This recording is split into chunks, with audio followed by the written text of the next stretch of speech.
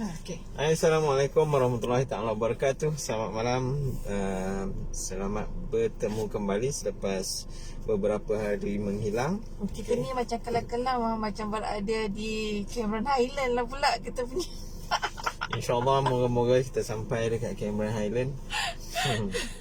Okey. Tapi mohon maaf lah ke atas dia punya kualiti gambar yang akan tidak memberangsangkan. Aduh. Macam anda ada bayangkan mungkin anda tengah tengok TV1 lah maybe.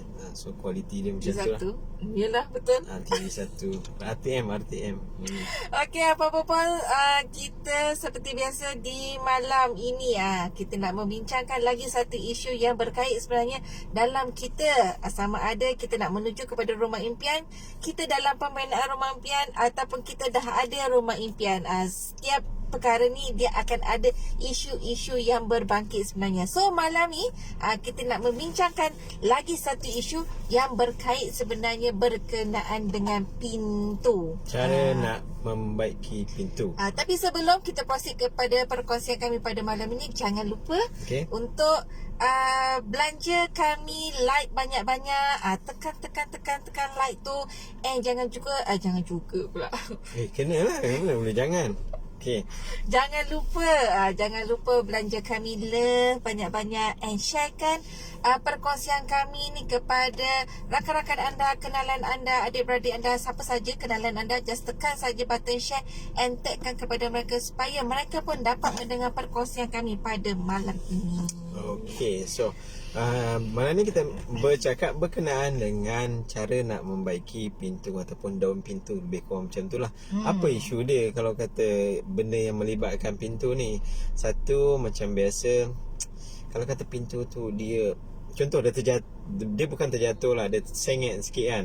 Dia bila kita buka tu dia bunyi kan. Kita duk tarik tu macam tu. Kita pun rasa macam rimas ni dia bunyi macam ngilu orang kata. Bila kita tu tak macam cerita hantu, macam lepas tu kan dia tutup balik. Kita pun macam membayangkan kita dah tengok cerita yang sokol benda ni kan. So kami tak boleh sebut lah, kami pun berada di tempat. Okay. So bunyi Jangan layan. Okay. Selain pada tu, apa lagi problem dia? Dia ketat. Kadang-kadang bila tutup tu tak rapat, ada certain kena angkat sikit baru boleh tarik balik. Betul. Tolak pun tak boleh, dia ketat. Betul. Kadang-kadang kan dia especially kan dia macam ada macam bila waktu hujan. Bila musim hujan kita punya pintu kita susah nak tutup. Anda perasan sebenarnya bila musim hujan, kalau kata pintu rumah kita adalah pintu kayu, dan kita perasan sebenarnya tiba-tiba je pintu rumah kita tu, especially kalau pintu tu kita letakkan dekat bilik air, dan pintu kayu tu kan dekat bilik air kan, dia macam susah nak tutup. Betul. Tiba-tiba je. Sedangkan macam pintu tu tak kena air pun, tapi musim hujan tiba-tiba pintu tu payah sangat nak tutup.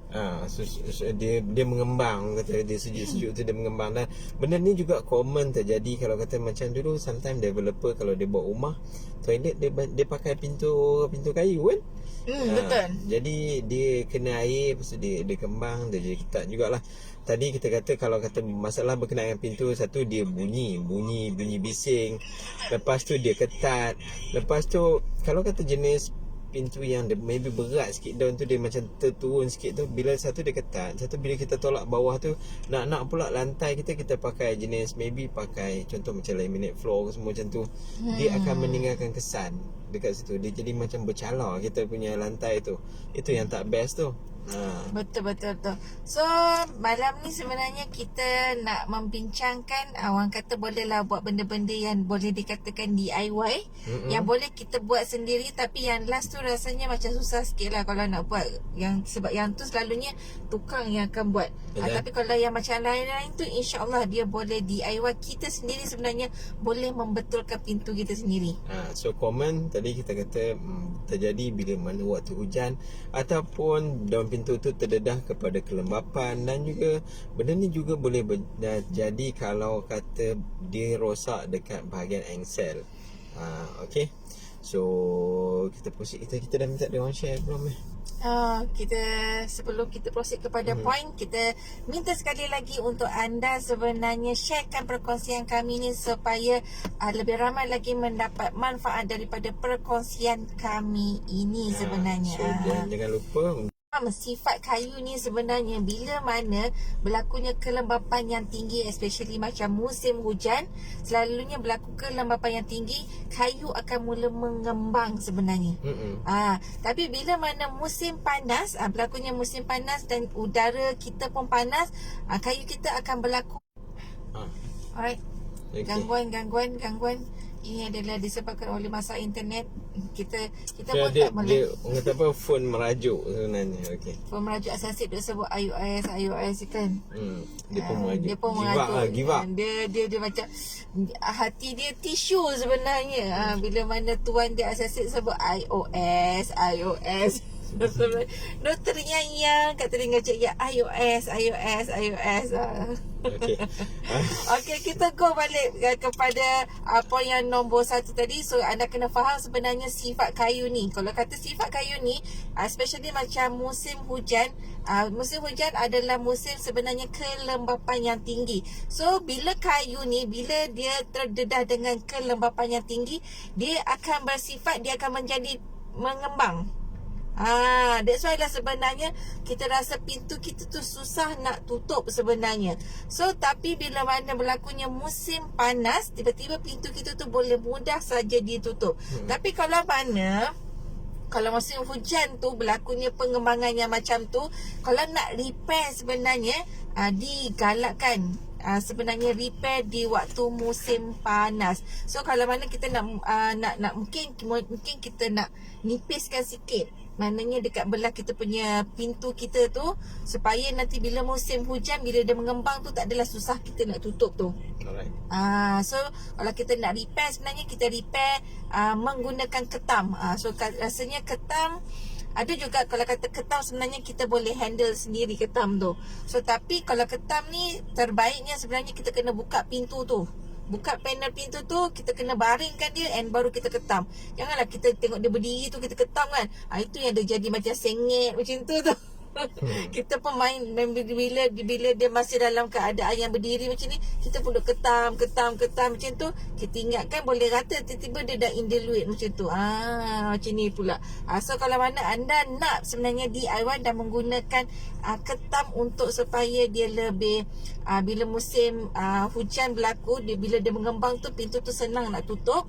Anda kena buka sebenarnya pintu tuan panel, keluarkan dia, and sebenarnya dia lebih mudah sebenarnya untuk kita nak mengetam tu nanti, and dia lebih lurus nanti. Okey, itu adalah poin yang nombor 1. So kita go kepada poin yang nombor 2. Poin nombor 2 macam Cik Yat cakap tadi, kita kena buka. Lepas tu kita kena jemur lah, kalau kata macam ni step ke? Step. Cik Yat dah cerita. Dia dah laju dah tadi.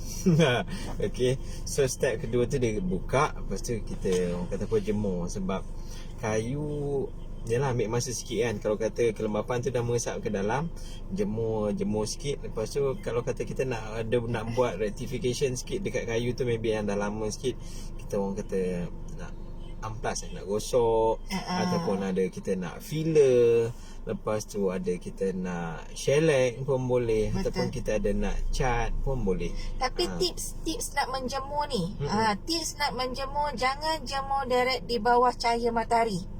Kalau nak jemur, kita punya pintu kita ni, dia kena berada di tempat, memang tempat tu panas, tapi dia kena ada teduhan di bawah atas dia. Dia tak boleh direct. Kalau kata direct, nanti apa yang berlaku sebenarnya, kayu kita tu akan meleding. So that's why kalau kita nak buat pengeringan, dan kita akan keringkan di waktu yang panas tu, dia kena berada di bawah bumbung sebenarnya. And hanya udara panas saja yang membantu untuk supaya kayu tu dia punya kelembapan daripada kayu tu akan kering sebenarnya. So tips dia, jangan jemur di bawah direct matahari, nanti anda punya pintu akan meleding. Okay, dan kalau kata anda nak shellac, anda shellac dulu satu lapis, lepas tu baru gosok. Lepas tu baru untuk lapisan berikutnya. Kalau kata anda main shellac saja, nanti takut anda perasan nanti shellac anda dia macam sedut dengan kayu. Satu tong shellac pun tak cukup. Satu tong besar tau yang 5 liter tu belum tentu boleh cukup kalau anda tak buat yang macam tips Cik Bon sebut tadi tu. Sebab kayu dia memang suka minum air. So, kalau kata kita waktu kita gosok tu, dia akan menutup pori-pori, liang-liang dekat kayu tu lah. Okay, alright. So okay. Next kita pergi kepada step nombor 3. Step nombor 3, bila step nombor 2 tadi kita kata kita dah buka daun pintu tu dan kita dalam proses jemur dan proses orang kata apa, pembetulan kecil-kecil, maybe nak tampal, maybe nak gosok, maybe nak shellac dan sebagainya. Dan sementara jenang tu tengah-tengah kita boleh buat ada, kita boleh fix engsel jenang. Okay, fix engsel dekat jenang tu dia lebih kepada, kalau kata jenang tu jenang kayu lah. Anda boleh ambil peluang ni untuk fix engsel, ataupun kalau kata jenang tu adalah jenang jenis besi, di mana engsel tu dah di welding kepada jenang tersebut. Dan untuk proses untuk fix engsel tu anda boleh gunakan pelincir. Contoh macam minyak singa macam tu. Kan kita dulu, zaman-zaman kita dulu, kalau mesin jahit tu kan kita selalu menggunakan jerawan singa kan. So singa dia ada mengeluarkan sebenarnya satu pelincir, lebih kurang macam minyak hitam lah juga kan. So kita boleh guna yang tu, kita beli saja. Ada lagi minyak pelincir singa tu. So kita beli dan kita curah, sebenarnya kita curah je. Lepas tu tunggu lama sikit lah. Lepas tu kita goyang sikit. Lepas tu kita curah lagi. Lepas tu kita goyang lagi sampai bunyinya tak ada. Bunyi scary tu tak ada. Dia banyak. Ataupun kalau kata tak nak guna, tak ada, contoh tak ada minyak kan, anda juga boleh gosok, ambil macam lilin ataupun sabun buku pun boleh gosok dekat situ. Sabun buku boleh. Cik tak pernah cuba sabun buku. Kalau lilin tu pernah, sabun buku tu cik tak pernah guna lah. Sebab dia gasoline. Betul. Sebab sabun buku ni kan dia punya salah satu bahan dia adalah gasoline. So bersesuaian lah sebenarnya kalau kita menggunakan sabun buku. Kalau tak ada, kita rembat Vaseline siapa-siapa pun boleh juga mampus kena marah dalam Vaseline tu bukannya murah. Engkau nak sapu kat bibir, tiba-tiba dia sapu dekat engsel pintu. Okay. So pintu dah dibuka pada kita tahu masa nak buat step pertama. Lepas tu kita dah buka daun pintu pada step kedua, dan kita dalam proses baiki jenang pada step ketiga. Okay. Next apa nak buat balik? Selepas benda-benda tu dah siap, jenang dah habis repair, lepas tu pintu pun kita dah rectify, pembetulan kecil-kecil. Lepas tu kita pun dah jemur dia, lepas tu dia pun dah okey, dia dah shrink sikit. Lepas tu proses keempat adalah proses untuk pasang balik. Okay. So dalam proses pasang balik ni, of course kita kena ketatkan skru tu.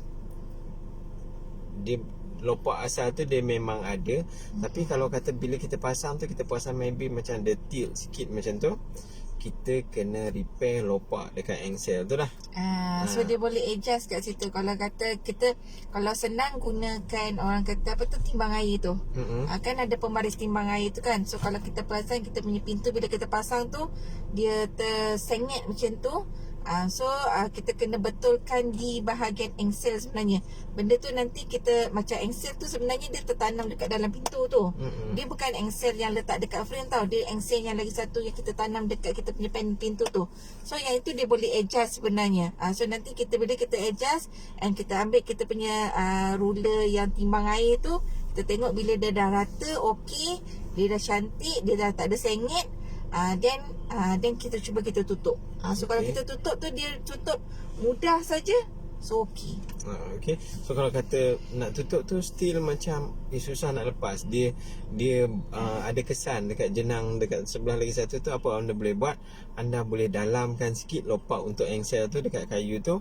Dan tapi kalau kata contoh bila anda pasang pintu tu tapi dia tengok dekat sebelah lagi satu belah yang ada tombol tu, lopak tu jadi besar. Macam mana nak buat adalah dengan meletakkan pelapik dekat bahagian engsel. Contoh-contoh pelapis tu kita boleh letak apa? Kita boleh gunting tayar pun boleh. Gunting tayar buat bentuk. Yang kan macam yang warna hitam tu kan. Yang macam warna hitam yang nipis lebih kurang macam tu. Yang tu pun kita boleh guna sebenarnya, kita potong dan kita lapikkan dia sebab mungkin dia dah terdalam ke ataupun macam mana ke. So kita nak naikkan dia tu, kita menggunakan pelapik itulah. Okay, so masa nak pasang tu jangan lupa untuk kita sendalkan belah bawah. Kita lapiklah sikit lah, macam kertas kotak tu ke, ataupun kayu macam kayu blok kecil je. Sebab pintu ni dia punya gap dia tu tak besar. Gap selalunya pintu lebih kurang dalam 3 hun macam tu. So selalunya orang akan guna yang macam kayu blok yang lebih kurang macam segitiga tu. Okay. Segitiga dia sendal dekat situ.